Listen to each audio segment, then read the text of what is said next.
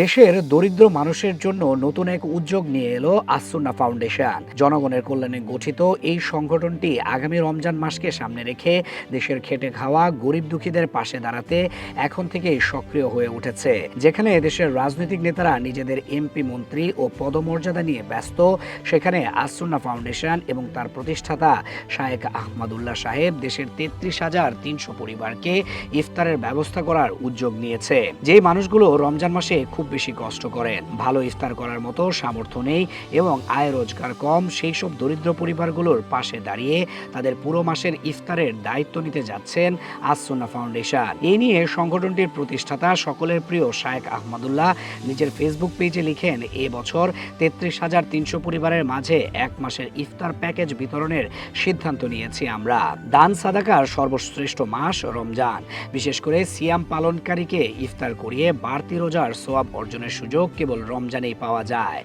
এ সম্পর্কে রাসূল সাল্লাল্লাহু আলাইহি সাল্লাম বলেছেন, যে ব্যক্তি কোনো সিয়াম পালনকারীকে ইফতার করাবে সে সিয়াম পালনকারীর সমপরিমাণ সোয়াব পাবে। সিয়াম পালনকারীর সোয়াব একটুও কমানো হবে না। বরাবরের মতো এবছরও আমরা শুরু করতে যাচ্ছি দরিদ্র রোজাদারদের মাঝে ইফতার বিতরণ প্রকল্প।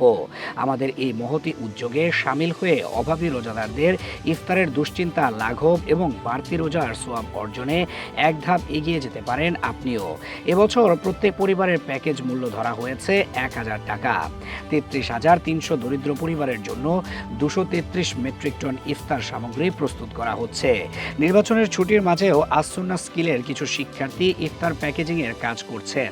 দেশের ৬৪ জেলার ৬২৭ স্পটে বিতরণ হতে যাওয়া ইফতার প্যাকেজের মধ্যে থাকছে ২ কেজি ছোলা, ২ কেজি মসুর ডাল, ১ লিটার সয়াবিন তেল, ১ কেজি খেজুর ও ১ কেজি মুড়ি। রমাদানকে আমলে সমৃদ্ধ করতে ইফতার প্যাকেজের সাথে এবারই প্রথম মাহে রমজানের ২৭ আমল বইটিও দেওয়া হচ্ছে উপহার হিসেবে।